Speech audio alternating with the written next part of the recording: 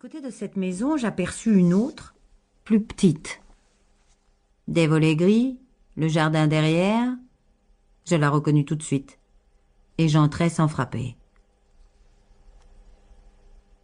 Je reverrai toute ma vie ce long corridor frais et calme. La muraille peinte en rose, le jardinet qui tremblait au fond à travers un store de couleur claire, et sur tous les panneaux des fleurs et des violons fanés. Il me semblait que j'arrivais chez quelques vieux baillis du temps de Sedaine. Au bout du couloir, sur la gauche, par une porte entr'ouverte, on entendait le tic-tac d'une grosse horloge et une voix d'enfant, mais d'enfant à l'école, qui lisait en s'arrêtant à chaque syllabe. Alors, Saint Irénée s'écria: je suis le froment du Seigneur. Il faut que je sois moulu par la dent de ces animaux. Je m'approchai doucement de cette porte et je regardais.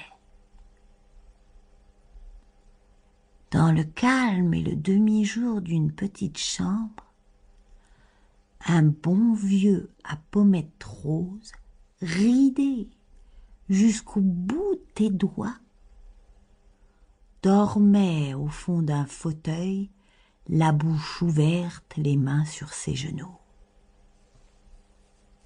À ses pieds, une fillette habillée de bleu, grande pèlerine et petit béguin, le costume des orphelines, lisait la vie de saint Irénée dans un livre plus gros qu'elle. Cette lecture miraculeuse avait opéré sur toute la maison. Le vieux dormait dans son fauteuil, les mouches au plafond, les canaris dans leur cage, là-bas, sur la fenêtre. La grosse horloge ronflait. Tic-tac, tic-tac. Il n'y avait d'éveillé dans toute la chambre qu'une grande bande de lumière qui tombait droite et blanche entre les volets clos, pleine d'étincelles vivantes et de valses microscopiques.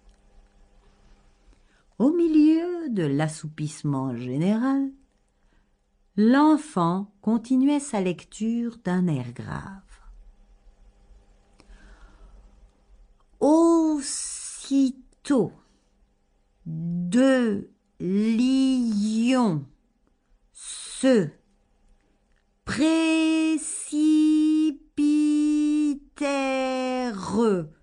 sur lui et le dévorèrent.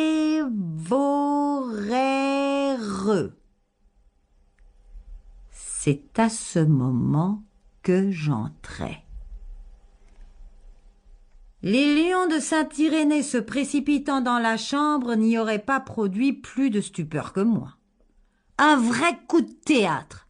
La petite pousse un cri, le gros livre tombe, les canaris, les mouches se réveillent, la pendule sonne, le vieux se dresse en sursaut tout effaré, et moi-même, un peu troublé, je m'arrête sur le seuil en criant bien fort « Bonjour, braves gens, je suis l'ami de Maurice !»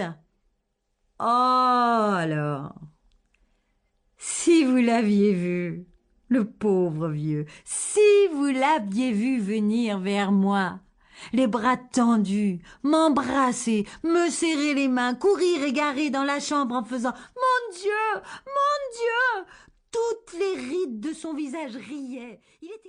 Pour continuer à écouter ce livre audio gratuitement, cliquez sur le lien dans la description et vous pourrez l'écouter en entier sans frais grâce à l'essai de 30 jours d'Audible.